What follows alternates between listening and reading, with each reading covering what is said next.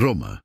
El nombre evoca gladiadores, césares, legiones invencibles, pero olvida todo lo que Hollywood te vendió. Imagina despertar antes del alba en una ínsula de 5 pisos, en el Subura, el barrio más hacinado del mundo antiguo. El hedor te golpea primero. Orina fermentada de las tintorerías del primer piso, mezclada con excrementos humanos arrojados desde ventanas superiores durante la noche.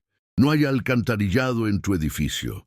El único baño público está a 3 cuadras, cobra entrada, y ya está colapsado a las 6 de la mañana.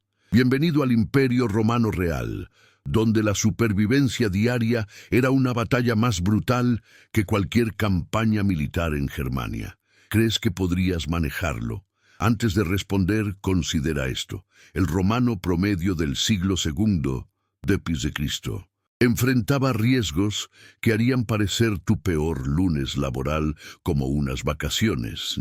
La expectativa de vida rondaba los 30 años, no porque todos murieran jóvenes, sino porque la mitad de los niños no llegaban a los 10. Los que sobrevivían desarrollaban inmunidad a enfermedades que te matarían en 72 horas. Comían alimentos que tu estómago rechazaría violentamente. Trabajaban en condiciones que violarían cada regulación laboral moderna. Y todo esto ocurría en la civilización más avanzada de su época, la superpotencia indiscutible del Mediterráneo. Si te apasiona descubrir la historia que los libros de texto omitieron, suscríbete ahora y activa la campana. Aquí desenterramos el pasado sin censura. El día comienza sin alarma, porque el ruido nunca cesó.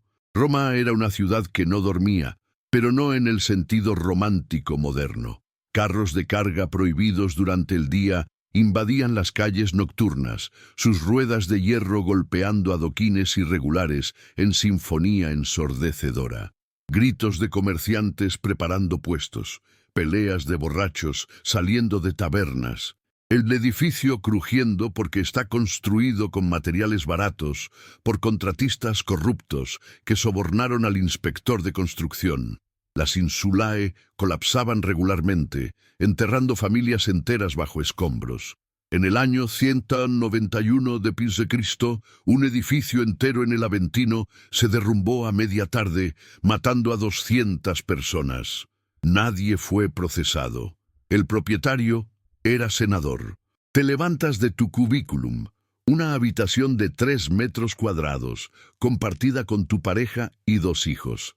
No hay ventanas, solo un hueco en la pared que da al corredor interno, igualmente oscuro. La luz de velas y lámparas de aceite es prohibitivamente cara para tu salario. Tu colchón es paja envuelta en tela rasgada, infestada de pulgas y chinches que chupan tu sangre cada noche. Has desarrollado inmunidad parcial a sus mordidas, pero los niños amanecen cubiertos de ronchas sangrientas. No hay cremas, antihistamínicos ni antibióticos. Una infección podría volverse sepsis en días. Desayuno no existe. Los romanos de clase trabajadora comían 2 veces al día, un almuerzo ligero cerca del mediodía y cena al atardecer. Tu estómago gruñe, pero está acostumbrado. Bebes agua de la fuente pública más cercana, teóricamente alimentada por los majestuosos acueductos romanos. Lo que nadie menciona, las tuberías finales son plomo, lentamente envenenando a toda la población con saturnismo. Daño neurológico acumulativo. Los análisis modernos de esqueletos romanos muestran niveles de plomo 100 veces superiores a los seguros. ¿Contribuyó esto al eventual colapso del imperio? Algunos historiadores lo argumentan. Tú simplemente sientes dolores de cabeza crónicos que atribuyes a los dioses enfadados. Sales a la calle. El Subura está despertando en caos organizado. Vendedores ambulantes gritan precios de pan, pescado podrido, salchichas de procedencia dudosa. Un niño de 6 años ofrece orines recolectados en ánfora, materia prima para tintorerías. Vale más que el agua. Otro niño, este de 4, mendiga con una mano mutilada. Accidente o mutilación intencional por padres desesperados que saben que las deformidades generan más limosnas. Nadie pregunta. Esquivas un charco de vómito reciente, probablemente de algún patricio que celebró en exceso anoche en alguna domus del Palatino antes de aventurarse por barrios bajos buscando emociones prohibidas. ¿Hacia dónde vas? Depende de tu ocupación en esta Roma imaginaria, pero históricamente precisa. Seamos generosos. Eres artesano calificado, un alfarero con taller propio cerca del Tíber. Esto te coloca en el 30% superior económico de la plebe. Tienes habilidad, reputación, clientes regulares. Incluso así, vives en una ínsula de mierda porque el alquiler consume 50% de tus ingresos. El propietario acaba de subirlo 20%. Puedes mudarte a edificio aún peor o aceptar. No hay control de rentas. La inflación durante el siglo III llegará a ser tan devastadora que emperadores intentarán fijar precios por decreto, fracasando espectacularmente. Caminas hacia tu taller, un recorrido de 20 minutos que es ejercicio cardiovascular involuntario. Las calles romanas están diseñadas para carros, no peatones. Aceras estrechas obligan a fila india. Constantemente te presionas contra muros para dejar pasar litters cargando patricios, sus portadores esclavos sudando bajo peso. Un carro de construcción cargado con mármol pasa peligrosamente cerca, su conductor gritando obscenidades. Si te atropella, técnicamente puede ser multado, pero tendrías que sobrevivir para demandar y costear abogado. La mayoría de accidentes de tráfico se resuelven con el herido, muriendo desangrado, mientras transeúntes lo ignoran, tarde para sus propias urgencias. Llegas al taller. 3 aprendices ya están trabajando, 2 adolescentes y un niño de 9. Todos están legalmente contratados, ganando fracción de tu salario, aprendiendo oficio que esperan heredar o replicar. El pequeño tiene tos persistente, probablemente de inhalar polvo de arcilla durante meses. Silicosis. Sus pulmones están desarrollando tejido cicatricial que eventualmente lo sofocará. Vivirá quizás hasta los 25 si tiene suerte. Nadie ha conectado el polvo con la enfermedad respiratoria. Es simplemente mala suerte, quizás maldición. Enciendes el horno usando carbón comprado a sobreprecio a un comerciante que monopoliza el suministro local. Necesitas temperatura de 1000 grados Celsius para vitrificar cerámica de calidad. El calor es infernal incluso en febrero. En verano, trabajar junto al horno es tortura que dura 10 horas. Deshidratación crónica, golpes de calor, quemaduras de 2º grado son ocupacionales. No hay compensación laboral. Si no puedes trabajar, no comes. Simple. Mientras das forma a una ánfora en el torno, reflexionas sobre tu situación. Eres privilegiado comparado con la mayoría. Los estibadores del puerto de Ostia cargan ánforas de 100 kilos bajo sol abrasador por salario que apenas cubre comida. Los mineros de plata en Hispania descienden a túneles sin ventilación, respirando vapores tóxicos, muchos muriendo de envenenamiento por mercurio usado en extracción. Los esclavos en canteras extraen mármol con herramientas primitivas, perdiendo dedos, manos, vidas en accidentes diarios que nadie registra porque son propiedad, no personas. Estamos documentando cada detalle de este conflicto. Si valoras este nivel de profundidad que no encuentras en otros canales, dale un like y únete a nuestra comunidad. Mediodía. Pausa para almuerzo. Compras en puesto callejero. Gachas de trigo hervido con un poco de aceite rancio. Pequeño trozo de queso duro. Media hogaza de pan que está mayormente salvado y arena de molino. Total, 3 haces. 1/4 de tu ingreso diario. La comida es insulsa, casi sin sal, porque está grabada con impuestos exorbitantes. Los romanos compensaban con garum, salsa de pescado fermentado que básicamente es anchoas podridas en salmuera. Huele a muerte, pero proporciona proteína y sal. Te acostumbras o mueres de deficiencias nutricionales. Comes de pie en la calle porque tu taller no tiene comedor y volver a casa tomaría demasiado tiempo. Observas el flujo humano. Una procesión religiosa pasa, sacerdotes llevando estatua de Isis en hombros. El culto egipcio ganó popularidad porque promete vida después de la muerte más atractiva que el Hades greco-romano. Las religiones orientales están invadiendo Roma, llenando vacío espiritual que los viejos dioses olímpicos ya no satisfacen. Entre ellos, una secta judía disidente que adora a un rabino ejecutado en Judea hace décadas, está ganando conversos entre esclavos y pobres con su mensaje de igualdad ante Dios único. Pronto serán problema para emperadores. Ahora son curiosidad. Un pregonero público anuncia edicto imperial, nuevos impuestos para financiar campaña militar en Dacia. Los presentes gruñen, pero nadie protesta abiertamente. La última revuelta urbana significativa fue aplastada con brutalidad ejemplar. Crucifixiones masivas en la Vía Apia. Roma tolera muchas cosas, menos desafío a autoridad imperial. La Pax Romana se mantiene mediante equilibrio delicado. Pan y circo para las masas, comercio próspero para mercaderes, gloria militar para aristocracia. Rompe el equilibrio y el sistema colapsa. Tarde. Cliente Patricio llega al taller, quiere servicio de vajilla personalizado para banquete. 20 piezas, decoración elaborada, entrega en 10 días. Ofrece precio justo según estándares actuales. Negocias, subes 15%, él acepta. El contrato es verbal, sellado con apretón de manos. No hay documento escrito porque aunque eres alfabetizado básico, contratos legales requieren abogado y escriba, costando más que la transacción misma. Confías en su palabra porque es Patricio conocido cuya reputación vale más que estafarte. Si fuera cliente desconocido, exigirías pago adelantado. Mientras trabajas en las piezas, tu mente divaga. ¿Qué harías esta noche? Las opciones de entretenimiento para plebe son limitadas pero variadas. Podrías ir a las termas públicas, 3 ases la entrada, sumergirte en aguas comunales donde todos se bañan en misma agua que probablemente no se cambia en días. Relajante pero sanitariamente cuestionable. Infecciones de piel son comunes.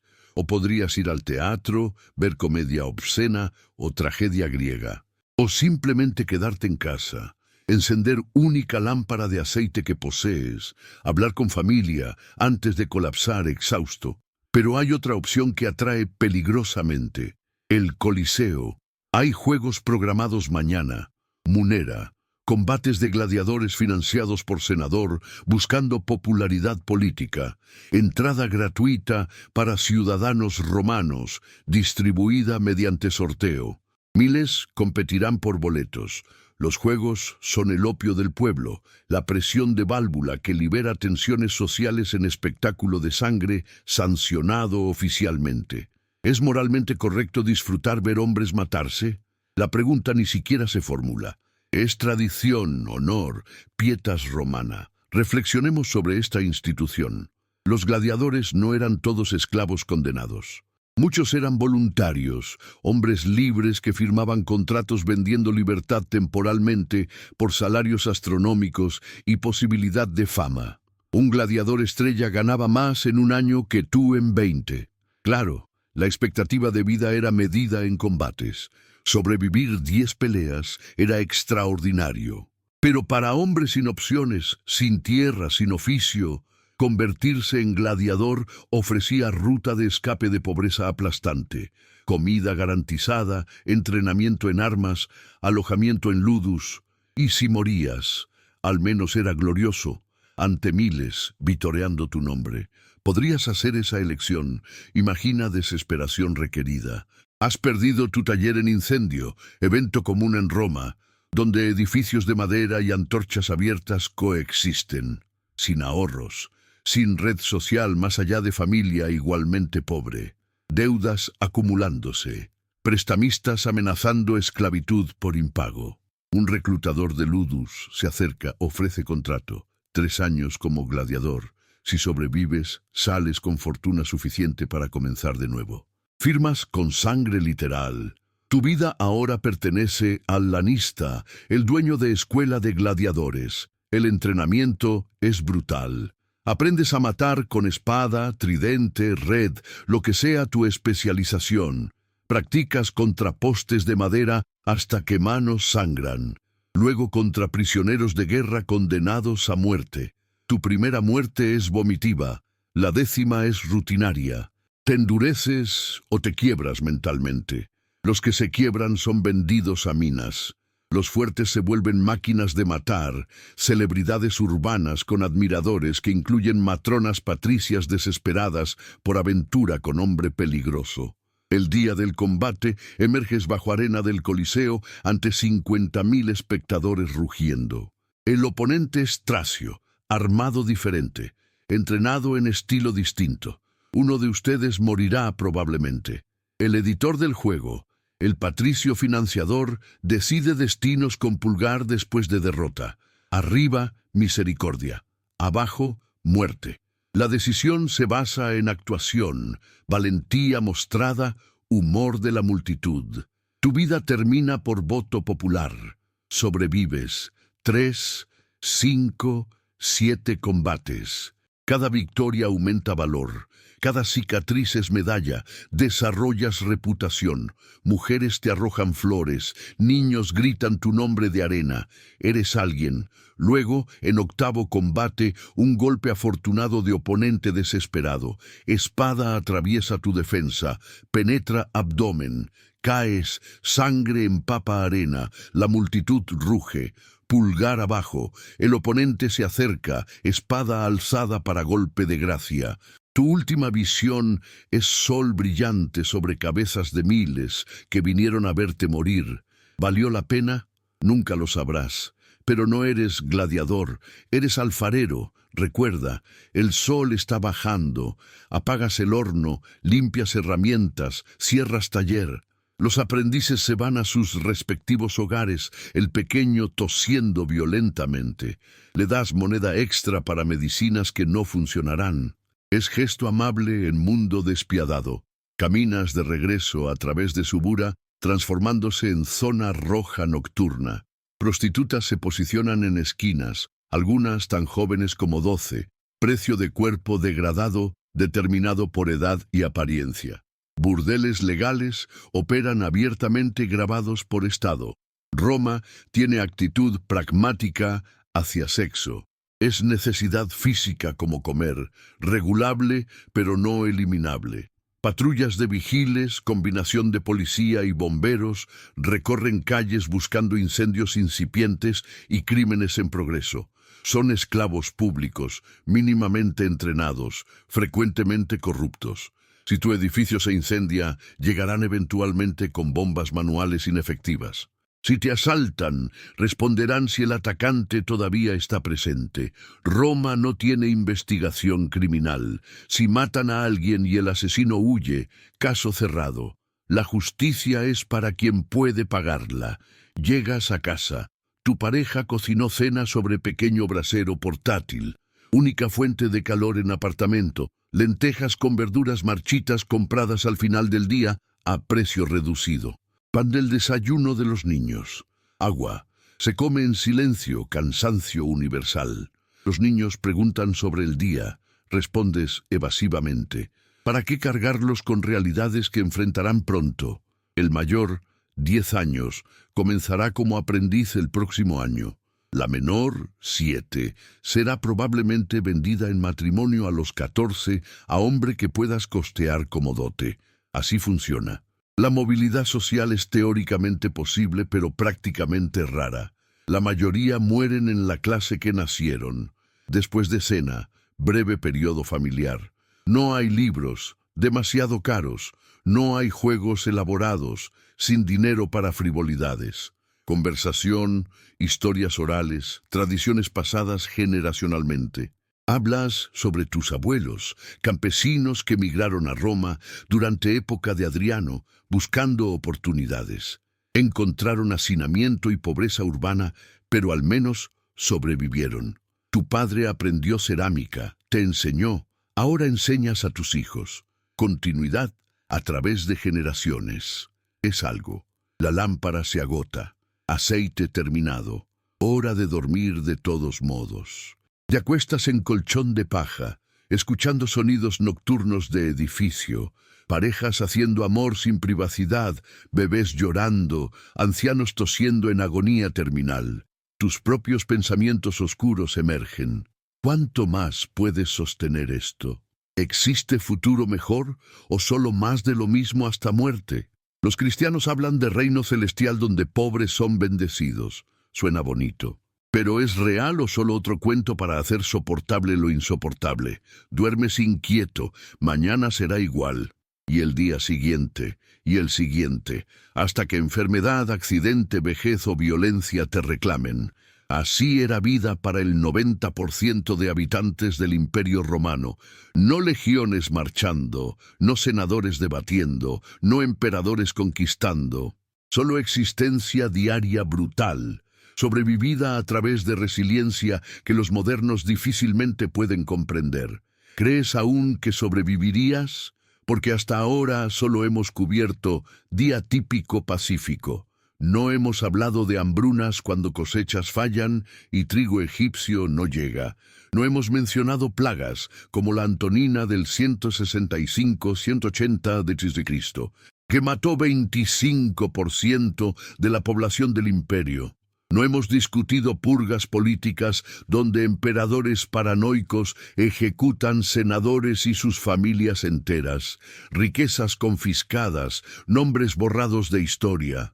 No hemos explorado guerras civiles cuando generales se enfrentan por trono púrpura y Roma arde mientras legiones luchan en sus calles. El Imperio Romano era máquina de conquista y administración sin paralelo, pero también era moledora de carne humana que consumía vidas a escala industrial. La grandeza se construyó sobre montañas de huesos anónimos. Las carreteras fueron pavimentadas con sudor de esclavos.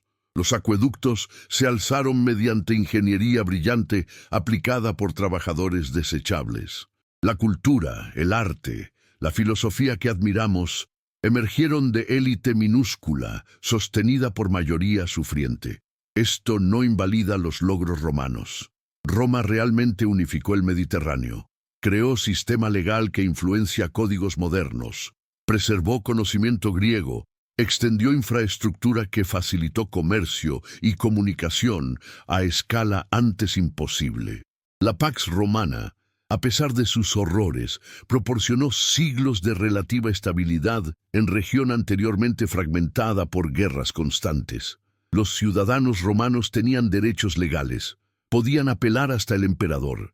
Teóricamente eran protegidos contra arbitrariedad gubernamental. Pero ciudadanía era privilegio, no derecho universal, hasta el edicto de Caracalla en 212 d.C. Millones de habitantes del imperio eran peregrini, extranjeros sin derechos plenos.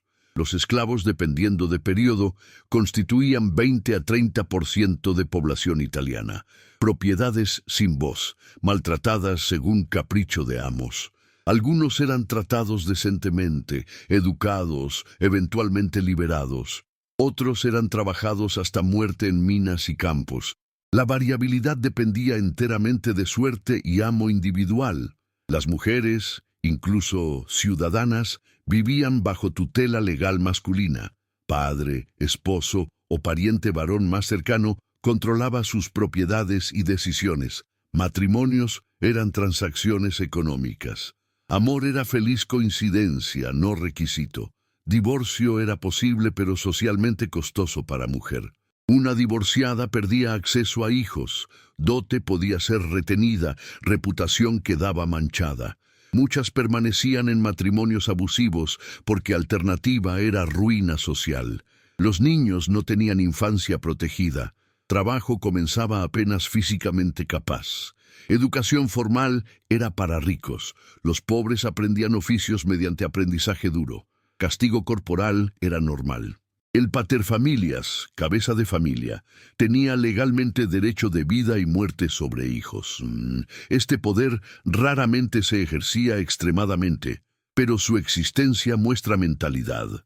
Familia era unidad económica jerárquica, no espacio de afecto igualitario moderno. La medicina era primitiva y frecuentemente contraproducente. Los médicos carecían de comprensión de gérmenes, anatomía interna detallada, anestesia efectiva.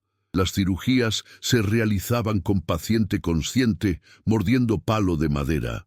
Infecciones postoperatorias mataban mayoría de casos complejos.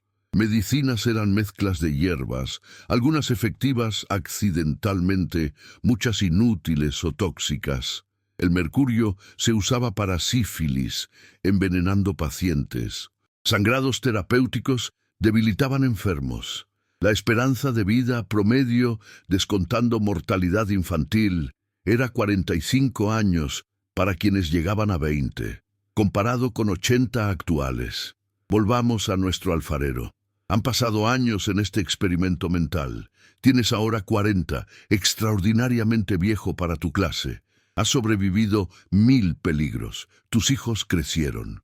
El mayor heredó tu taller después de que silicosis finalmente colapsara tus pulmones. Demasiado. La menor se casó con comerciante menor. Está embarazada de su tercer hijo. 2 anteriores murieron en infancia. Estadística dolorosa pero común. Tu pareja murió de fiebre hace 5 años. Probablemente malaria, endémica en áreas pantanosas cerca del Tíber. Te volviste a casar con viuda vecina. Arreglo práctico más que romántico. Estás sentado en escalones del templo de Vesta, descansando piernas artríticas. Observas procesión imperial pasar. El emperador, cuyo nombre ni siquiera está seguro porque cambian frecuentemente mediante asesinato o suicidio forzado, rodeado de guardia pretoriana. Levantas mano en saludo obligatorio. La multitud vitorea mecánicamente. Nadie realmente adora al emperador como Dios vivo, excepto fanáticos y aduladores pagados. Pero todos participan en ritual porque negarse es traición. Reflexiona sobre tu vida. ¿Fue exitosa? Según estándares romanos, moderadamente. Sobreviviste hasta edad donde mayoría murió. Criaste familia. Mantuviste oficio respetable. Nunca fuiste esclavo. Nunca caíste en completa indigencia. Estas son victorias reales en contexto, pero también nunca viste más allá de 50 kilómetros de Roma. Nunca leíste los clásicos griegos que patricios citan en banquetes. Nunca tuviste opción real sobre dirección de tu vida, solo reacciones a circunstancias fuera de control. ¿Es esto libertad? Los romanos hablaban mucho de libertas. Pero su libertad era colectiva, del Estado romano, no individual. El ciudadano era libre en cuanto no era esclavo extranjero, pero dentro de sociedad altamente estratificada con movilidad limitada. Tu lugar se determinó al nacer. Podrías mejorar ligeramente mediante trabajo, suerte o matrimonio estratégico. Pero Patricio no se volvía plebeyo, ni plebeyo se volvía senador excepto en casos extraordinarios que confirmaban la regla. Una tos húmeda interrumpe reflexiones. Sangre en flema. Tus pulmones finalmente ceden después de décadas respirando polvo de arcilla. Sabes lo que significa, semanas, quizás meses. No hay tratamiento. Volverás a casa, te acostarás, gradualmente te ahogarás en tus propios fluidos. Familia estará presente si es posible. Un sacerdote hará ritos finales. Serás cremado porque entierro es caro y espacio limitado. Tus cenizas irán a columbario comunal, nicho compartido con miles, sin monumento, sin epitafio elaborado, solo nombre y fecha si acaso. Esta es la muerte que aguarda a la mayoría. No dramática, no heroica, solo desgaste biológico después de vida de labor duro. Existe más allá. Los viejos mitos hablan del Hades, lugar sombrío donde sombras deambulan sin propósito. No suena atractivo. Los cultos mistéricos prometen mejor. Isis ofrece resurrección. Mitra ofrece ascenso celestial para virtuosos. Los cristianos radicales hablan de cuerpo resucitando en reino eterno. ¿Quieres creer algo? Morir en nada parece cruel después de vida tan dura, pero la creencia no viene fácil.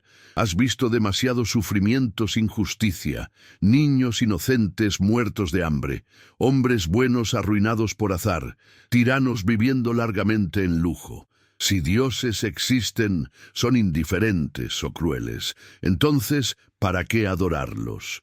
Por tradición, por comunidad, por esperanza desesperada de que quizás, tal vez, hay algo después de oscuridad final.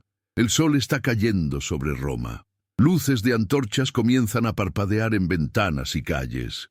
El Coliseo se ilumina para juegos nocturnos especiales.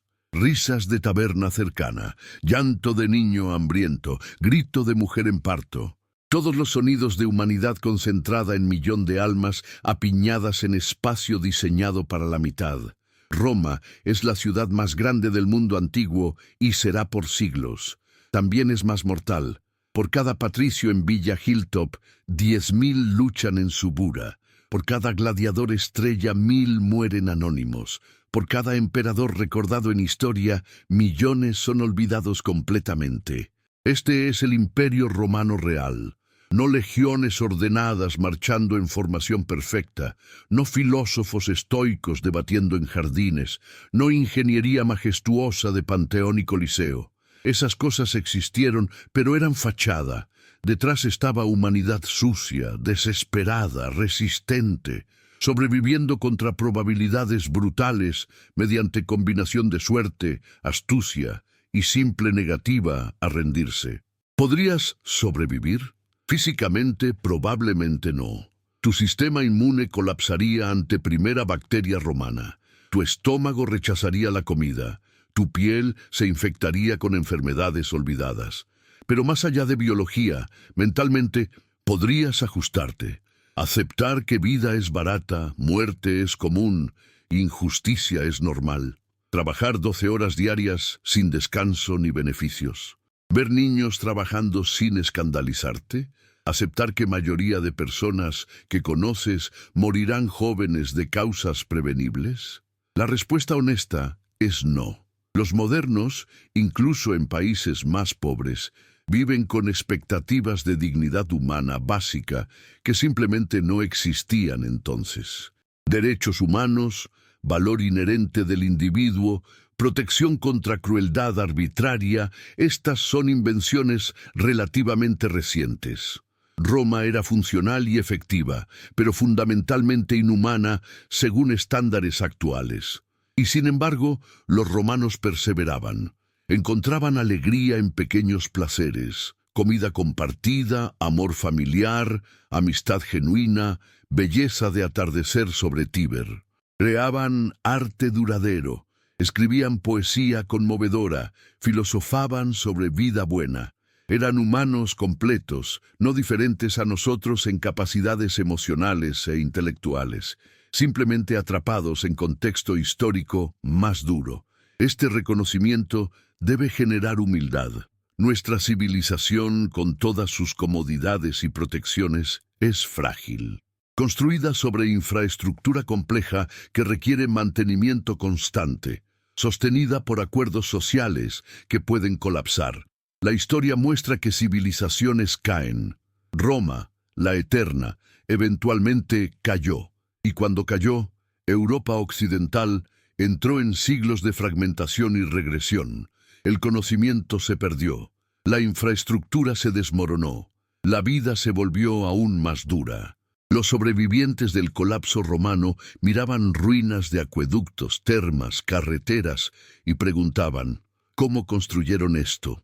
La capacidad se perdió. Tomó 1000 años recuperarla. Esta es lección aleccionadora. El progreso no es inevitable. La barbarie siempre espera en márgenes. La civilización es logro precioso, ganado con dificultad, fácilmente perdido. Entonces, cuando miras hacia Roma, No solo admires columnas y estatuas, recuerda las vidas que las construyeron, los esclavos en canteras, los trabajadores en hornos, los ingenieros calculando ángulos, los burócratas organizando logística y, sobre todo, los millones de personas ordinarias que simplemente vivieron, amaron, trabajaron, sufrieron y murieron para que el imperio continuara un día más. La historia no termina aquí. Asegúrate de estar suscrito para que YouTube te notifique inmediatamente cuando subamos la conclusión de esta saga. Parte 2. La sangre del imperio. Si acabas de llegar, suscríbete para no perderte el archivo completo de documentales que estamos construyendo. Retomamos donde dejamos, en los escalones del templo de Vesta, observando cómo nuestro alfarero de 40 años contempla el ocaso de su vida en una Roma que nunca duerme. Pero ahora expandimos la visión, porque sobrevivir un día en el Imperio Romano no era solo cuestión personal. Era participar en máquina civilizatoria que operaba a escala continental, sostenida por sistemas complejos que la mayoría de habitantes ni siquiera comprendían, pero de los cuales dependían absolutamente. Hablemos del suministro de alimentos. Roma, con su 1.000.000 de habitantes, consumía cantidades astronómicas diariamente. La ciudad no producía prácticamente nada de su comida. Todo era importado. Trigo principalmente de Egipto y norte de África, transportado en flotas mercantes que cruzaban Mediterráneo. Un viaje de Alejandría a Ostia tomaba 2 semanas con viento favorable, 6 si era contrario. Las tormentas hundían barcos regularmente. Piratas atacaban a pesar de patrullas navales. Cada cargamento que llegaba era victoria logística. El trigo egipcio era controlado directamente por emperador. Egipto no era provincia senatorial, sino posesión imperial personal. ¿Por qué? Porque quien controlaba el grano controlaba Roma. Un emperador que permitiera hambruna en la capital enfrentaría revuelta inmediata. La anona distribución gratuita de grano a ciudadanos registrados era política sagrada. Aproximadamente 200.000 ciudadanos recibían ración mensual suficiente para alimentar familia. Esto no era caridad, era control social. Pan gratis evitaba revoluciones, pero el sistema era vulnerable. En 189 d.C., su ministro se interrumpió cuando Clodio Albino, gobernador de Britania, se rebeló contra emperador Septimio Severo. Flota de grano fue desviada para alimentar tropas rebeldes. Roma comenzó a pasar hambre. Panaderos fueron linchados por turbas. Motines estallaron en Subura. El precio del pan se quintuplicó en semanas. Nuestro alfarero, en sus últimos años en este periodo, vio familias comiendo perros callejeros, niños mendigando en cada esquina, cadáveres abandonados porque nadie tenía recursos para cremación. Severo aplastó la rebelión en 3 meses. Restauró suministro, ejecutó líderes de motines para restablecer orden. Pero el episodio demostró fragilidad. Roma era ciudad parasitaria, dependiente completamente de territorios lejanos. Si el imperio se fragmentaba, la capital moriría de hambre. Esta verdad fundamental condicionaba toda política imperial. La expansión no era solo gloria militar, era necesidad económica.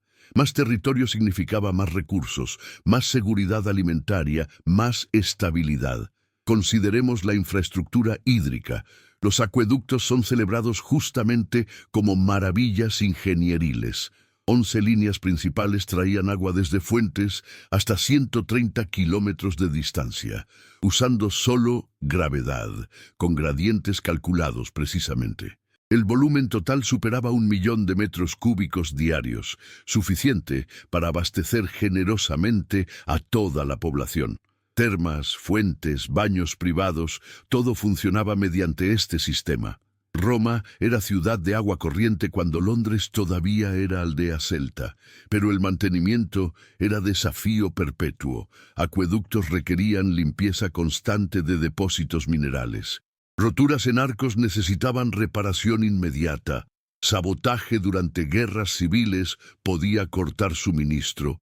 y las tuberías finales, esas de plomo envenenando lentamente a población, necesitaban reemplazo, pero nunca se hacía porque costo era prohibitivo y conexión entre plomo y enfermedad no se establecía claramente. El mantenimiento empleaba miles. Esclavos públicos inspeccionaban líneas, reparaban daños menores, ingenieros supervisaban proyectos mayores, burócratas administraban distribución, asegurando que instituciones públicas recibían prioridad sobre usuarios privados. El sistema funcionaba, pero era caro. Impuestos locales lo financiaban parcialmente, pero emperador frecuentemente subsidiaba desde Tesoro Central. Otro mecanismo de control, regalar agua compraba lealtad. Ahora hablemos de violencia estructural. Roma pacificó vasto territorio mediante combinación de integración y brutalidad. Pueblos conquistados recibían opción, aceptar dominación, pagar tributos, adoptar costumbres romanas y eventualmente sus élites podrían recibir ciudadanía o resistir y ser aniquilados. Esta no era metáfora. Cuando Cartago desafió a Roma en Tercera Guerra Púnica, la ciudad fue arrasada completamente, población masacrada o esclavizada, sal esparcida en tierra para impedir recultivo. Mensaje claro a otros: la sumisión es opción razonable comparada con alternativa. Julio César, celebrado como héroe militar, genocidó Galia. Sus propias memorias, escritas con prosa elegante, describen casualmente cómo sus legiones mataron 1 millón de galos y esclavizaron otro millón durante campañas de conquista. Aldeas enteras borradas, tribus decimadas. Esto era presentado como virtud romana, traer civilización a bárbaros. Los que sobrevivieron adoptaron latín, construcción romana, dioses romanos. Después de generaciones se volvieron romanos, proceso llamado romanización, pero comenzaba con espadas y terminaba con asimilación cultural forzada. ¿Resistir era noble o suicida? Depende de perspectiva. Vercingetorix lideró revuelta gala en 52 a.C., unificando tribus contra César. Casi tuvo éxito. Sitió legiones en Gergovia. Infligió primera derrota significativa a César, pero eventualmente fue rodeado en Alesia. César construyó fortificaciones dobles, anillo interior sitiando ciudad, anillo exterior repeliendo ejércitos de rescate galos. Ingeniería y disciplina romana vencieron coraje galo. Vercingetorix se rindió. Fue llevado a Roma en triunfo, exhibido públicamente, luego estrangulado en mazmorra después de años. Su resistencia es recordada heroicamente, pero objetivamente llevó a destrucción de su pueblo. Los judíos resistieron repetidamente. Primera revuelta judía del 66-73 d.C. fue reprimida después de 7 años de guerra brutal. Jerusalén fue saqueada. Templo destruido, supervivientes esclavizados. Segunda revuelta bajo Bar Kokhba en 132-135 fue aplastada aún más violentamente. Jerusalén fue reconstruida como ciudad romana, Aelia Capitolina, prohibida a judíos bajo pena de muerte. Judea fue renombrada Siria Palestina para borrar conexión judía. Los costos de resistencia eran existenciales. Esta violencia no era accidental, era esencial para sostener imperio. Roma tenía aproximadamente 300.000 legionarios en su apogeo, controlando 50 millones de personas dispersas en millones de kilómetros cuadrados. Matemáticamente imposible sin que poblaciones conquistadas aceptaran dominación. Entonces, Roma cultivaba terror estratégico. Rebeliones eran aplastadas con brutalidad ejemplar para desincentivar futuras. Pero entre crisis, la vida era relativamente libre. Comercio florecía. Seguridad mejoraba comparada con guerras tribales prerromanas. Muchos pueblos conquistados eventualmente preferían Pax Romana sobre caos anterior. Volvamos a nivel personal. Imagina ser soldado legionario. Has firmado por 25 años de servicio, edad mínima 17. Entrenamiento básico toma 4 meses. Marchas de 30 kilómetros con 30 kilos de equipo, combate cuerpo a cuerpo con gladius y scutum, construcción de fortificaciones, disciplina férrea. Los débiles son eliminados. Los desobedientes son golpeados o ejecutados sumariamente. Los que sobreviven se vuelven máquinas de guerra profesionales, superiores a cualquier milicia tribal. Tu legión es enviada a Britania, provincia fronteriza perpetualmente inestable. Bases en Muro de Adriano, límite norte del imperio. Más allá están pictos, tribus bárbaras que atacan patrullas ocasionalmente. Tu trabajo es vigilancia, patrullas, mantenimiento de fortificaciones. Meses de aburrimiento interrumpidos por minutos de terror cuando ataque ocurre. Compañeros mueren en emboscadas. Tú matas invasores, sus cuerpos se dejan expuestos como advertencia.